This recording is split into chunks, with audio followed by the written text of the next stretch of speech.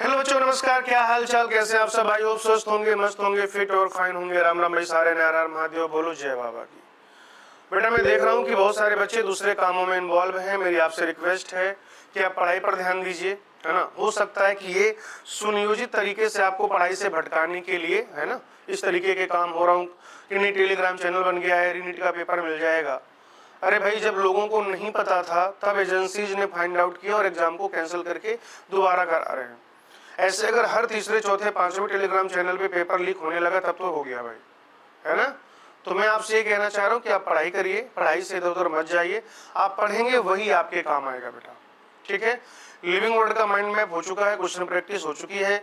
Biological classification का mind map हो चुका है, क्वेश्चन प्रैक्टिस हो चुकी है। अभी आप देख रहे हैं क्या, प्लांट किंगडम का माइंड मैप, और शाम को इसकी भी क्वेश्चन प्रैक्टिस होगी। एक और चीज, कल वाले सेशन में थोड़ा सा मुझे भी कहीं कहीं पर लगा था, मैंने बोला भी था, कुछ बच्चों का भी कहना था कि सर स्पीड थोड़ा सा फास्ट है। बहुत सारे बच्चों ने कहा कि नहीं ठीक है, हम मैनेज कर लेंगे। लेकिन ऐसे ही बच्चे थे जिनका ये मानना है कि स्पीड अगर थोड़ा सा स्लो हो जाए तो ज्यादा बेहतर होगा। मैंने बिल्कुल आपकी वो जो सलाह है, ठीक है, उसको मान लिया है। कल की तुलना में आपको स्पीड थोड़ा सा संयमित लगेगी ताकि आपको कोई परेशानी ना हो। कुछ कैमरा के इश्यूज भी थे, वो भी मैंने फिक्स करने की कोशिश की है, ठीक है भाई। तो पढ़ते रहिए और इसी तरीके से जो सहयोग है अपना बनाए रखिए ताकि दबदबा बना रहे, ठीक है जी। चलो भाई, तो प्लांट किंगडम यानी कि वनस्पति जगत रिवाइज करेंगे। इसमें शुरुआत में आपको कुछ वर्गीकरण और वर्गीकी के बारे में बताया गया है। जैसे अगर आप कृत्रिम वर्गीकरण की बात करें तो कृत्रिम वर्गीकरण क्या था, कुछ एक सुपरफिशियल मॉर्फोलॉजिकल कैरेक्टर पर बेस्ड होता था। पत्ती की संरचना देख ली, उसका रंग देख लिया, या यूं कह लीजिए कि संख्या देख ली, तो वो एक या दो ऐसे कुछ बहुत कम गुणों पर आधारित हुआ करता था।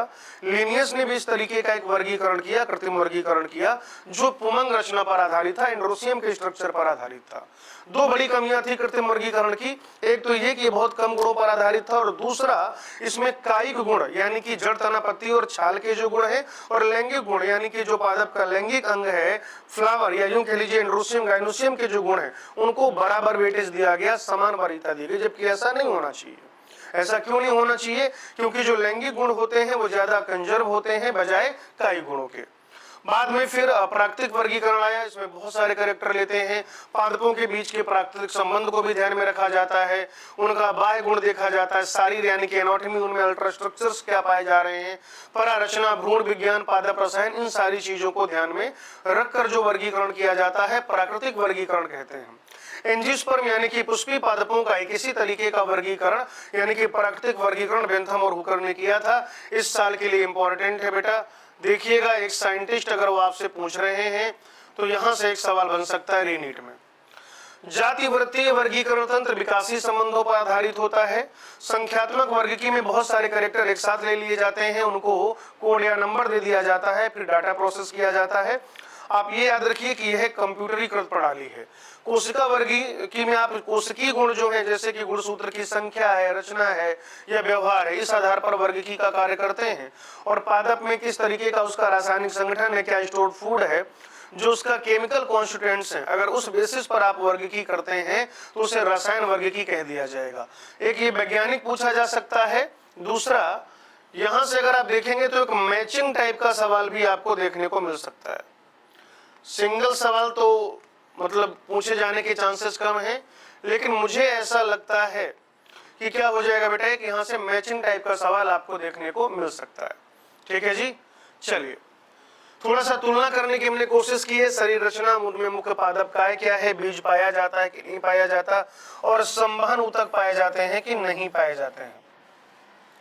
तो जैसे अगर आप शैवाल और ब्रायोफाइट की बात करें तो उनमें क्या होता है बेटा, उनमें थैलस ऑर्गेनाइजेशन होता है, थैला उपस्थित होता है, जबकि टेरिडोफाइट, जिम्नोस्पर्म और एंजियोस्पर्म में वास्तविक मूल तनापत्ति उपस्थित होते हैं।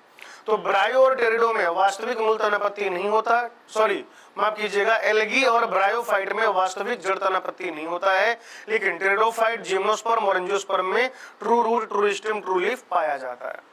मेन प्लांट बॉडी जो है शैवाल और ब्रायोफाइट में गैमेटोफाइट है, युग्मकोद्भिद है, जबकि टेरिडो, जिम्नो और एंजियो में क्या हो जाएगा, स्पोरोफाइट हो जाएगा। शैवाल, ब्रायोफाइट और टेरिडोफाइट में बीज नहीं पाए जाते हैं। जिम्नोस्पर्म और एंजियोस्पर्म में बीज पाए जाते हैं। जिम्नोस्पर्म में नेकेड सीड होते हैं, नग्न बीज होते हैं, जबकि एंजियोस्पर्म के जो बीज होते हैं उनमें एक आवरण पाया जाता है, आवृत होते हैं बेटा वो बीज। ठीक है।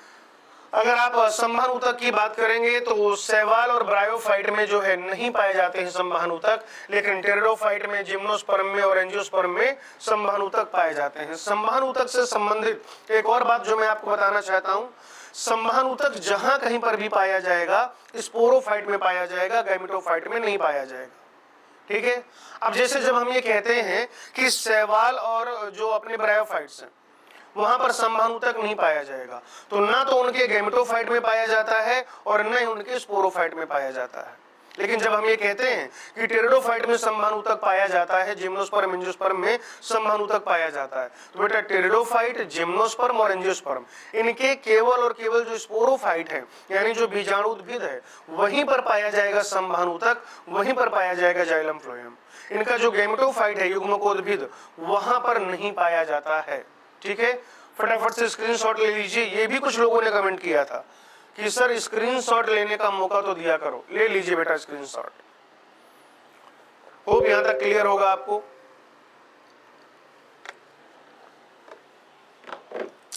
आ जाओ बेटा। यहां पर हमने एल्गी को क्लासिफाई करने की कोशिश की है। ये हमने लक्षण लिए हैं। ठीक है। अलग अलग डिवीजन के लिए उनका सामान्य नाम क्या है, मुख्य वर्णक क्या है, संचित भोजन, कोशिका भित्ति किसकी बनी है, फ्लैजेला की संख्या, स्थिति क्या है, आवास क्या है, उनमें कायिक जनन कैसे होता है, लैंगिक जनन कैसे होता है, लैंगिक जनन कैसे होता है, और उदाहरण। जैसे अगर आप क्लोरोफाइसी यानी हरे शैवाल की बात करें तो इनमें क्लोरोफिल ए और बी ज्यादा पाया जाता है, इसीलिए ये क्या है, उसकी डोमिनेंस की वजह से क्लोरोफिल ए और क्लोरोफिल बी के प्रभुत्व की वजह से ये घासीय हरे रंग के होते हैं, ग्रास ग्रीन कलर के होते हैं। इंपॉर्टेंट है। ठीक है। इस पर्टिकुलर टेबल की अगर आप बात करेंगे, बिना इस टेबल के तो नीट 26 का सवाल बनना ही नहीं है, कभी नहीं बनता यार। ठीक है। इनफैक्ट अभी तो हम री नीट की बात कर रहे हैं, तो बहुत इंपॉर्टेंट टेबल है, स्क्रीनशॉट ले लीजिएगा या 2 बार से 3 बार इसको जरूर अभी सुन लीजिएगा। ठीक है। आपकी काम आएगा बेटा। तो जो ये क्लोरोफाइसी है जिन्हें हम हरे शैवाल कहते हैं, इनमें क्लोरोफिल ए और बी मुख्य वर्णक है, उनके प्रभुत्व की वजह से ये ग्रास ग्रीन कलर के होते हैं, घासी हरे रंग के होते हैं। स्टार्च और तेल की बूंदें जो है यहाँ पर संचित भोजन है। क्लोरोप्लास्ट के अंदर अगर आप देखेंगे तो पायरेनोइड पाया जाता है। पायरेनोइड में सेंटर में पी फॉर प्रोटीन होगा और बाहर की तरफ स्टार्च होगा। तो पायरेनोइड किससे मिलकर बनता है, प्रोटीन और स्टार्च। पायरेनोइड जो है वो प्रोटीन और स्टार्च से मिलकर बनता है। पायरेनोइड में स्टार्च बाहर पाया जाएगा, प्रोटीन उनके सेंटर में पाया जाएगा। कोशिका भित्ति सेलुलोज और पेक्टोज की बनी होती है, अंदर की तरफ सेलुलोज, बाहर की तरफ पेक्टोज पाया जाएगा। फ्लैजेला की संख्या 2 से 8 तक हो सकती है, समान होते हैं फ्लैजेला और शीर्ष पर उपस्थित होते हैं। ये आपको लवण जल में दिखेंगे, लवणीय जल में दिखेंगे और खारे जल में, या आप कह सकते हैं ब्रैकिश वाटर में भी दिखाई देंगे। कायिक जनन में विखंडन से होगा। ठीक है। अलैंगिक जनन कुछ स्पोर से होगा, अगर आप देखें तो किससे होगा भाई, स्पोर से। और यहाँ पर अलग अलग तरीके के स्पोर जो है वो पाए जाते हैं। अगर आपसे ये पूछा जाए कि इनमें मुख्य स्पोर क्या होगा, सबसे सामान्य प्रकार का ये जो जू स्पोर है, ध्यान से सुनेंगे बेटा, जू स्पोर जो है हम लोग कहेंगे कि most common asexual spore in algae, most common asexual spore in algae zoospore, जबकि फंजाई में कोनिडिया होता है। सबसे सामान्य प्रकार का अलैंगिक बीजाणु जो पाया जाता है कवक में, कवक में, फंजाई में सबसे कॉमन टाइप का कोनिडिया। एल्गी या शैवाल की अगर आप बात करेंगे तो एल्गी अर्थात शैवाल में क्या हो जाएगा, जू स्पोर। लैंगिक जनन बेटा संयुग्मकी होता है, संयुग्मकी है, फ्लैजेला प्रेजेंट है, तो आप कहेंगे कि ये कहां पर देखने को मिलेगा बेटा, यूलोथ्रिक्स में। जबकि स्पाइरोगाइरा में संयुग्मकी व्यवस्था तो होती है लेकिन फ्लैजेला उसके गैमीट में नहीं होते हैं। यूडोराइना में जो है आपको असंयुग्मकी लैंगिक जनन देखने को मिलेगा, वॉलवॉक्स में विषमयुग्मकी और वॉलवॉक्स में चलायमान कॉलोनी पाई जाती है। एग्जांपल अगर आप देखें तो क्लेमाइडोमोनास है, वॉलवॉक्स है, कारा है, यूलोथ्रिक्स है, स्पाइरोगाइरा है। अगर आप बेटा क्लेमाइडोमोनास की बात करें तो वो हरे शैवाल तो हैं, क्लेमाइडोमोनास हरे शैवाल तो हैं, लेकिन उनका किंगडम क्या होना चाहिए भाई, प्रोटिस्टा होना चाहिए। फियोफाइसी यानी कि भूरे शैवाल की बात करते हैं बेटा, जो फियोफाइसी अर्थात भूरे शैवाल हैं, इनमें जो मुख्य वर्णक है बेटा वो क्लोरोफिल ए, सी और फ्यूकोजेंथिन हो जाएगा। और फ्यूकोजेंथिन की प्रेजेंस की वजह से, ये रहा बेटा, ये तो सीधा सवाल है इस बार का, नीट का सीधा सीधा सवाल है ये, क्या कि फ्यूकोजेंथिन के अमाउंट की वजह से फिर ये कैसे होते हैं, olive green to different shades of brown, यानी कि जैतूनी हरे से लेकर भूरे रंग के विविध विविध जो है शेड्स। ठीक है, सेल वॉल, अच्छा अगर आप इनमें स्टोर्ड फूड की बात करेंगे, लेमिनेरिन है, मैनिटॉल है, सेल वॉल अंदर सेलोज बाहर एल्जिन की बनी होती है।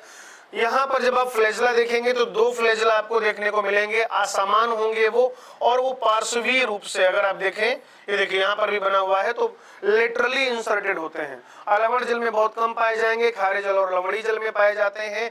कायिक जनन विखंडन से हो जाएगा। इसमें जो अलैंगिक जनन के लिए स्पोर पाए जाते हैं, कैसा होता है बेटा, दो फ्लैजला वाला जो स्पोर है कैसा होगा बच्चों, नाशपाती के आकार का होगा, ये इस तरीके से बना हुआ है। क्लियर। लैंगिक जनन संयुग्मकी हो सकता है, असंयुग्मकी हो सकता है, विषमयुग्मकी, जैसे कि फ्यूकस में। फ्यूकस एक ब्राउन एल्गी, जहां पर क्या होता है, आप कहेंगे कि विषमयुग्मकी लैंगिक जनन होता है। युग्मक कैसा होगा, पायरीफॉर्म, वही नाशपाती के आकार का, दो फ्लैजला पार्श्वी स्थिति पर। एक्टोकार्प, अगर उदाहरण की बात करें, एक्टोकार्पस है, डिक्टियोटा है, लेमनेरिया है, सार्गेसम है और फ्यूकस है। ठीक है ना। एक्टोकार्पस तंतुमयी होता है, कई बार ये पूछा गया है बेटा, काफी इंपॉर्टेंट है ये भी। एक्टोकार्पस तंतुमयी होगा, डिक्टियोटा, लेमनेरिया, सार्गेसम, फ्यूकस भी याद रखेंगे। लेमनेरिया जो है आयोडीन और ब्रोमीन का एक बढ़िया सोर्स होता है। रोडोफाइसी यानी कि लाल शैवाल की बात करें तो इनमें जो मुख्य वर्णक है, क्लोरोफिल ए हो जाएगा, क्लोरोफिल डी हो जाएगा और फाइकोएरिथ्रिन हो जाएगा। फाइकोएरिथ्रिन की प्रेजेंस की वजह से ही ये कैसे होते हैं, रेड इन कलर। फ्लोरिडन स्टार्च इनका स्टोर्ड फूड है। फ्लोरिडन स्टार्च जो है माइलोपेक्टिन और ग्लाइकोजन के जैसा होगा। इनका जो सेल वॉल है सेलुलोज, पेक्टिन और पॉलीसल्फेट ईस्टर का बना हुआ है। इनमें कोई भी फ्लैजलेटेड सेल नहीं पाए जाते हैं, फ्लैजला नहीं पाया जाता है। कुछ ये लवण जल में पाए जाएंगे, बाकी खारे जल और लवण जल में पाए जाते हैं। बेटा अगर आप वाटर बॉडी में देखेंगे तो जहां पर क्या है, अधिक प्रकाश है, ये वहां पर भी पाए जाते हैं, और जहां पर कंपैरेटिवली कम प्रकाश है वहां पर भी पाए जाते हैं। ठीक है। फिर अगर आप ठंडे पानी और गर्म पानी की बात करें तो गर्म पानी में इनकी संख्या ज्यादा होती है। इनमें जो कायिक जनन है विखंडन से हो जाएगा, अलैंगिक जनन अचल स्पोर से होगा, और जो लैंगिक जनन है विषम युग्मकी प्रकार का होता है। बहुत इंपॉर्टेंट है, याद रखिएगा, विषम युग्मकी प्रकार का होगा अलैंगिक जनन। और गैमीट भी कैसे होंगे, नॉन मोटाइल। एग्जाम्पल में याद रखिएगा, पोरफाइरा, पॉलीसिफोनिया, जिलेडियम और ग्रेसलेरिया। जिलेडियम और ग्रेसलेरिया जो होते हैं वो काफी रिच सोर्स हैं, वहां से किसके, अगार अगार के, वहां से हमको क्या मिलता है, अगार अगार मिलता है। मैं हट जाता हूं, आप फटाफट से बेटा इसका स्क्रीनशॉट ले लीजिए।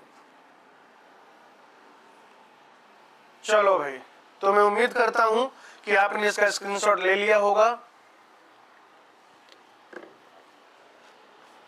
आगे आइए बेटा, अगर हम थोड़ा सा इनके व्यापारिक महत्व की बात करें तो शैवाल जो है, चूंकि ये फोटोसिंथेसिस करते हैं, शैवाल क्या करते हैं बेटा, प्रकाश संश्लेषण। अब शैवाल चूंकि प्रकाश संश्लेषण करते हैं, अच्छा शैवाल मुख्यतया क्या है, समुद्री है। शैवाल मुख्यतया क्या है, समुद्री है। तो एक तो ये क्या हो जाएगा, शैवाल चूंकि प्रकाश संश्लेषण करते हैं तो अपनी खाद्य श्रृंखला का आधार बनाएंगे, क्योंकि ये क्या है, उत्पादक है, या यूं कह लीजिए कि प्राथमिक उत्पादक है। तो ये क्या करेंगे बेटा, अपनी खाद्य श्रृंखला का आधार बनाएंगे। अपनी खाद्य श्रृंखला का क्या बनाएंगे, बेस आधार बनाएंगे, ट्रॉफिक लेवल 1 पर आएंगे। ठीक है। और फोटोसिंथेसिस करेंगे तो ऑक्सीजन इवॉल्व होगा। तो जहां पर भी है ये शैवाल, उसके आसपास क्या हो जाएगा, ऑक्सीजन की मात्रा बढ़ जाएगी।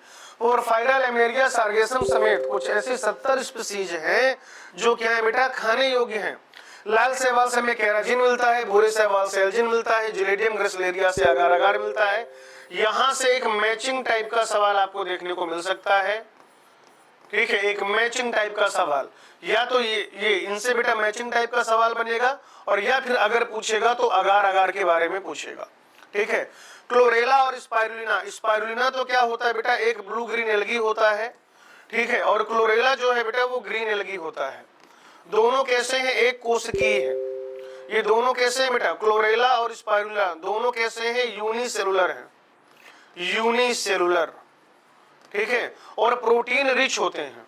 कैसे होते हैं? Protein rich. इनमें प्रोटीन का आधिक्य होता है, इसलिए इनको कह दिया जाता है क्या? सिंगल सेल प्रोटीन, एकल कोशिका प्रोटीन कह दिया जाता है बेटा, एकल कोशिका प्रोटीन। ठीक है, मुझे एकल कोशिका प्रोटीन बताना था तो मैंने दोनों का नाम लिख दिया है। बाकी याद रखिएगा स्पाइरुलिना प्रोकैरियोट है, ब्लू ग्रीन एल्गी में आता है। ठीक है, एनसीईआरटी ने पहले इसको लिखा था प्लांट किंगडम में, अब उन्होंने भी हटा दिया है। ये वॉलवॉक्स की आप देखेंगे मोटाइल कॉलोनी है, ये पूरा जो है ये क्या हो जाएगा बेटा? पेरेंट कॉलोनी हो जाएगा। और फिर जो बीच में आपको छोटी छोटी कॉलोनीज दिखाई दे रही हैं, ये यहाँ पर जो है डॉटर कॉलोनी हो जाएंगी बेटा। इधर अगर आप देखोगे तो ये होल्ड फास्ट है जो इसको सबस्ट्रेटम से अटैच करके रख रहा है। ठीक है, फिर ये स्टाइप हो जाएगा, ये लीफ लाइक ऑर्गन फ्रॉन्ट है जो फोटोसिंथेसिस में हेल्प करता है। ले लीजिए स्क्रीनशॉट।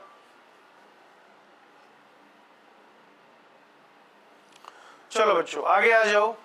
तो ये बात हो गई शैवाल की। अब शैवाल के बाद हमें किसके बारे में पढ़ना है?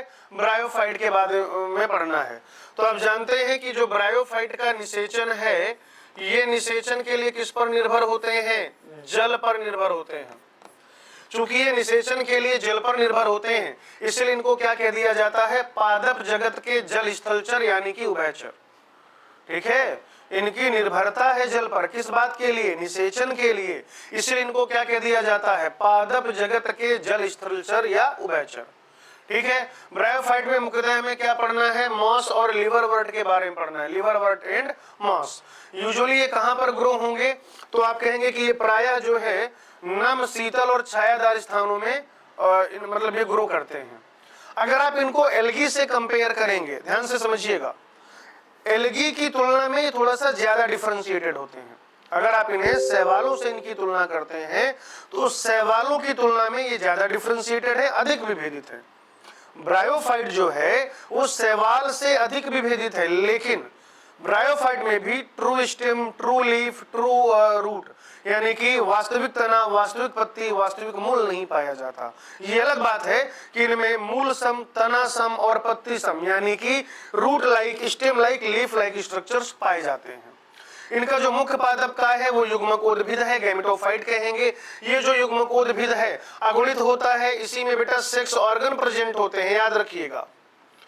यहीं पर क्या प्रेजेंट होते हैं? Sex organ. Mail sex organ को एंथ्रीडियम कहेंगे, फीमेल सेक्स ऑर्गन को आर्किगोनियम नाम दे दिया जाएगा।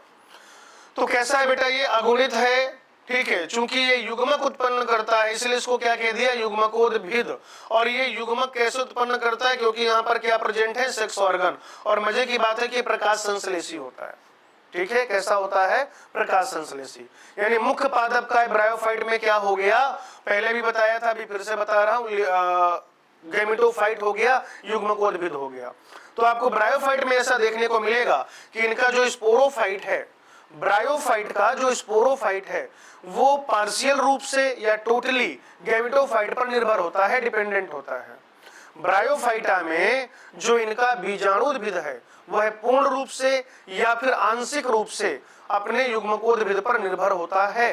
ठीक है, जैसे लिवरवर्ट में देखें तो पूर्ण रूप से निर्भर होता है, मॉस में देखें तो आंशिक रूप से निर्भर होता है।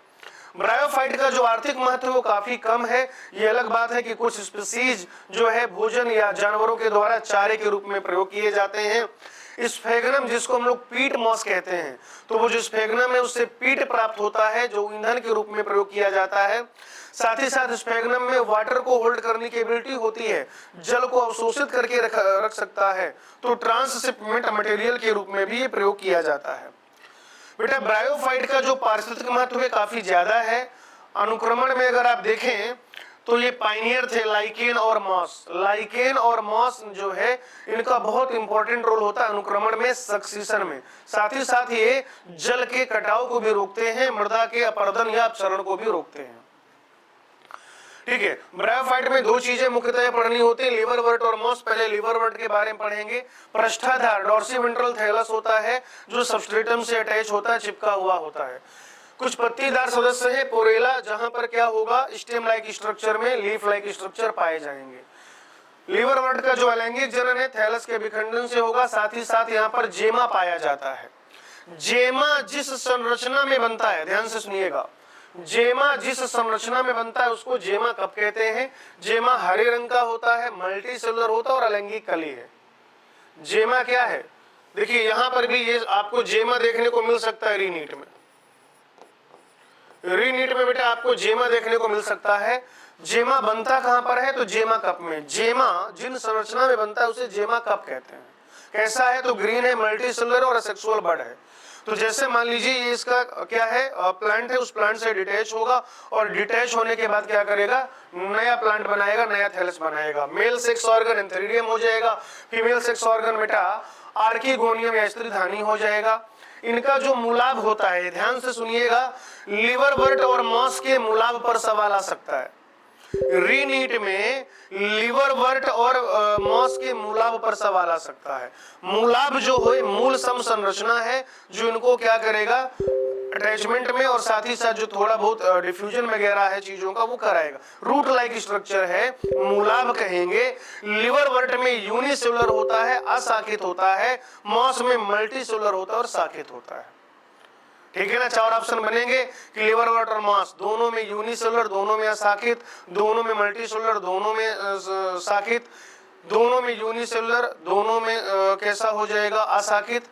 या ऐसे कहेगा कि मॉस में मल्टीसेलुलर और शाखित, लिवरवर्ट में यूनिसेलुलर और अशाखित। मूलाभ बहुत इंपॉर्टेंट है, याद रखिएगा। रिक्सिया जो है male sex organ female sex organ same thallus में उभय लिंगाश्रयी हो जाएगा। मार्केंसिया एक लिंगाश्रयी होता है। मार्केंसिया आता हुआ दिखाई दे रहा है बेटा। अगर जेमा पे सवाल नहीं आया, अगर जेमा पे सवाल नहीं आया तो फिर मार्केंसिया पे आएगा। और आप देखिए जो है चित्र बना हुआ है, एंथ्रीडियोफोर अलग है, आर्किगोनियोफोर अलग है। तो ये डायग्राम भी एनसीईआरटी ने बनाया हुआ है। तो अगर जेमा से सवाल नहीं आया तो फिर मार्केंसिया का सवाल पूछा जा सकता है। बीजाणुद्भिद जो है फूट सीटा कैप्सूल में विभाजित होगा। कैप्सूल में स्पोर मदर सेल होते हैं जिसमें मियोसिस होएगी, मियोसिस से स्पोर बनेगा और वो स्पोर अल्टीमेटली क्या करेगा, गैमेटोफाइट बनाएगा। मॉस की अगर हम लोग बात करें, मॉस में जो गैमेटोफाइट है उसकी दो अवस्थाएं होती हैं। पहली अवस्था को हम लोग क्या कहते हैं, प्रोटोनिमा या प्रथम तंतु। प्रथम तंतु कैसा है, विसर्पी है, हरा है, शाखित है और तंतुमयी है। कैसा है बच्चों, विसर्पी, हरा, शाखित और तंतुमयी। जबकि अगर हम लोग बात करें दूसरी अवस्था की, जिसे पत्तीदार अवस्था कहते हैं, पत्ती की तरह होता है, ये प्रथम तंतु से पार्श्वी कली के रूप में विकसित होता है। पहले प्रथम तंतु का विखंडन होता है, फिर उसके बाद सेकेंडरी प्रोटोनिमा बनता है। सेकेंडरी प्रोटोनिमा में लेटरल बड बनते हैं, वहां से जो है ये जो पत्तीदार अवस्था है वो बनती है। सीधा पतला तना होगा और पत्तियां इसमें क्या होंगी बेटा, सर्पिलाकार ढंग से व्यवस्थित होंगी। लैंगिक अंग जो है वो इसी अवस्था में उपस्थित होते हैं। अगर आप देखें, ये इंपॉर्टेंट बात हो गई। लैंगिक अंग जो है कौन सी अवस्था में होंगे, प्रथम तंतु या पत्तीदार, तो आंसर हो जाएगा पत्तीदार। मूलाभ जो है इनका वो शाखित होता है और साथ ही साथ बहुकोशिक होता है। कायिक जनन जो है वो सेकेंडरी प्रोटोनिमा के विखंडन या मुकुलन से होगा। लैंगिक जनन निषेचन से होगा। निषेचन होगा मेल और फीमेल गैमीट का, जल की आवश्यकता होगी, पहले ही बताया हुआ है। जाइगोट बनेगा, जाइगोट से स्पोरोफाइट बनेगा। स्पोरोफाइट फूट सीटा कैप्सूल में विभेदित होता है। कैप्सूल में स्पोर मदर सेल पाए जाएंगे जहां पर मियोसिस से स्पोर बनेगा। स्पोर से पहले प्राइमरी प्रोटोनिमा बनेगा, फिर सेकेंडरी प्रोटोनिमा, बड, और उससे क्या बनेगा, गैमेटोफाइट बनेगा। उदाहरण के तौर पे याद रखिएगा फ्यूनेरिया, पॉलीट्राइकम और स्पेगनम। मैं हट जाता हूं, स्क्रीनशॉट ले लीजिए। हालांकि जो है आपको टेलीग्राम पे सारी चीजें भेजी जाती हैं, फिर भी स्क्रीनशॉट ले लीजिए। बहुत सारे बच्चों का सवाल होता है कि पीडीएफ कहाँ मिलेगा। बेटा जब आप ये वीडियो देख रहे हैं ना, इसी के डिस्क्रिप्शन में जाइएगा, ठीक है, तो वहां पे आपको एक टेलीग्राम चैनल का लिंक दिया हुआ है। उस टेलीग्राम चैनल पे नोट्स पड़ जाता है। जैसे अभी आप ये देख रहे हैं, प्रीमियर चल रहा है, ठीक है, थोड़ी देर में क्या होगा, उस चैनल में नोट्स आ जाएंगे। तो आप उस चैनल को प्लीज ज्वाइन कर लीजिए, वो आपके फायदे के लिए।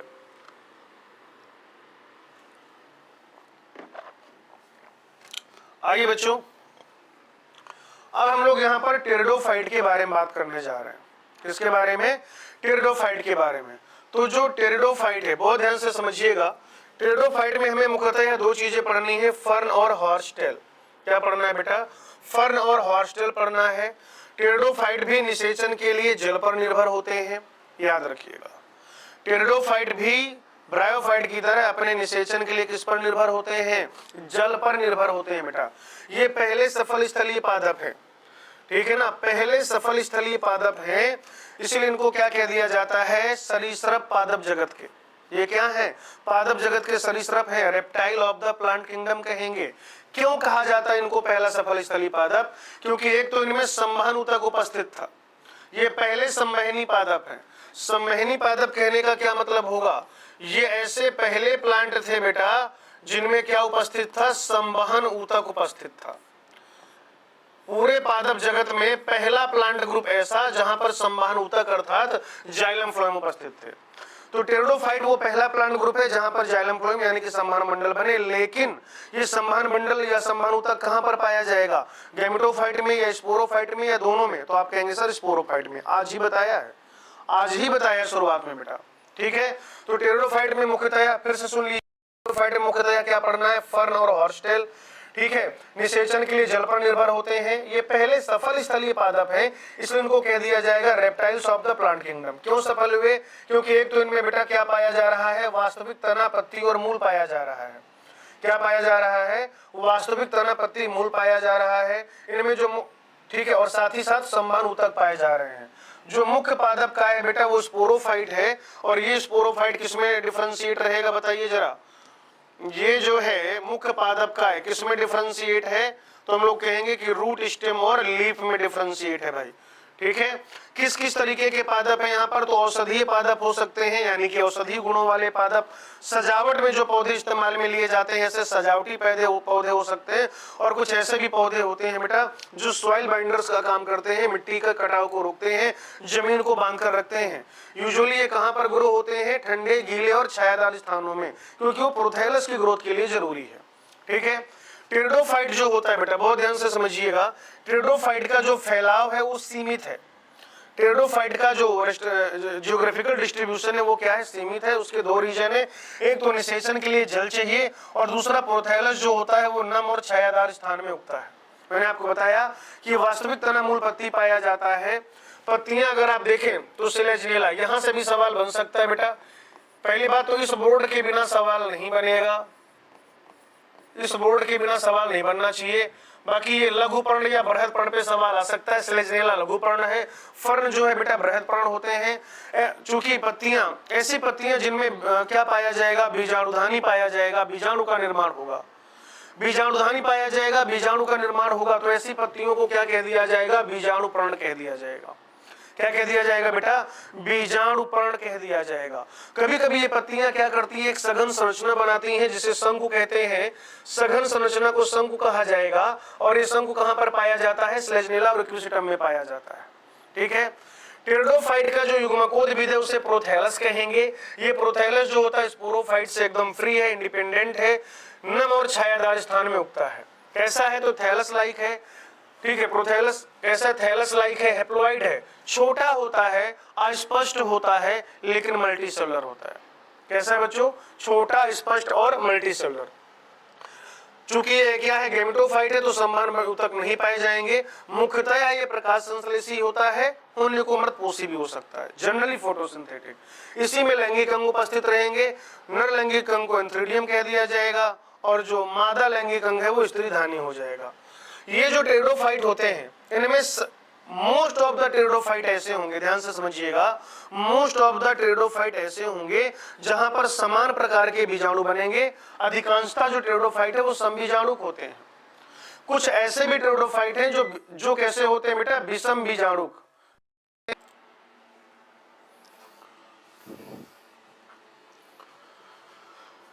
तो बच्चों लोग थोड़ा सा लाइट चली गई थी, डिस्टरबेंस हुआ। तो हम लोग क्या पढ़ रहे थे? टेरिडोफाइट पढ़ रहे थे। मैं आपको ये बता रहा था कि मोस्ट ऑफ द जो टेरिडोफाइट होते हैं वो कैसे होते हैं? समबीजाणु।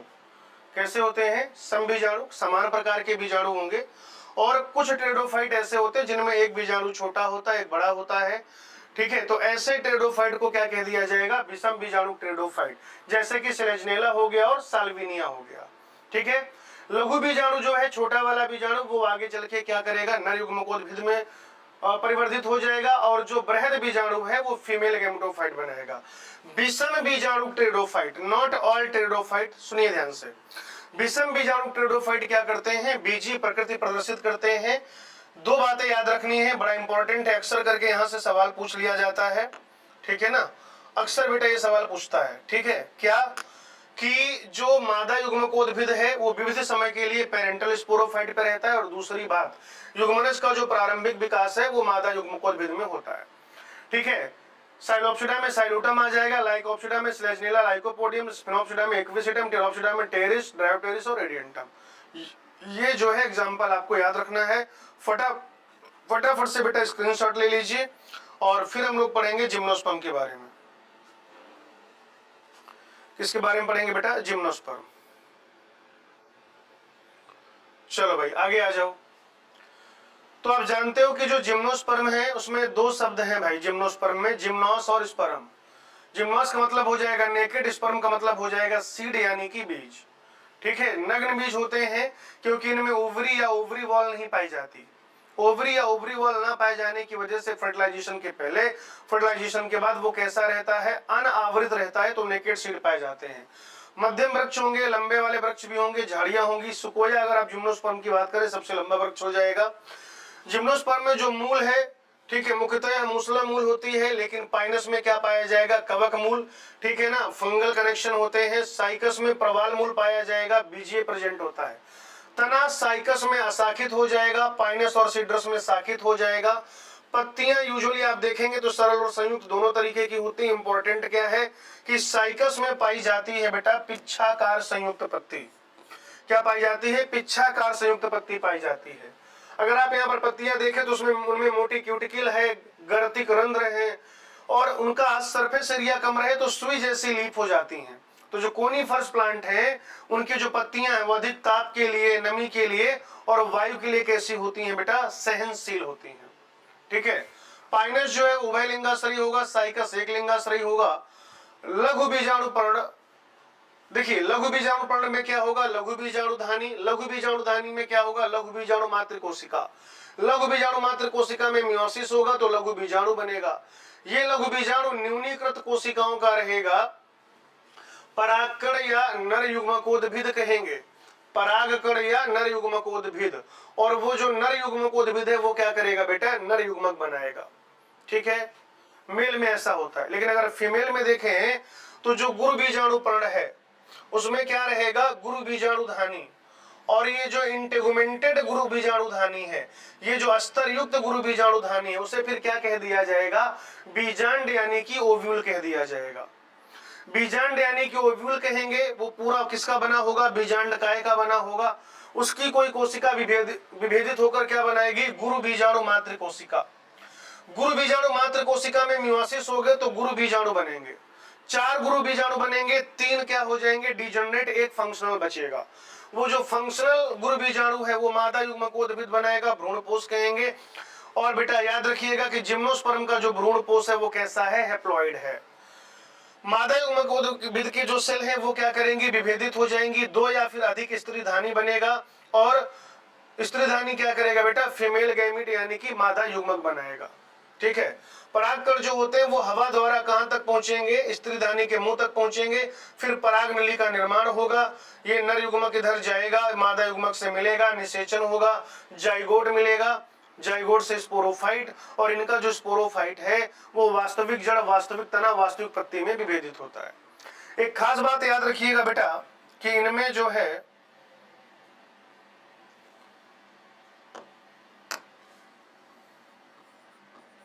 जिम्नो व एंजियो में, जिम्नोस्पर्म व एंजियोस्पर्म में नर व मादा युग्मकोद्भिद, नर व मादा युग्मकोद्भिद स्वतंत्र नहीं होते,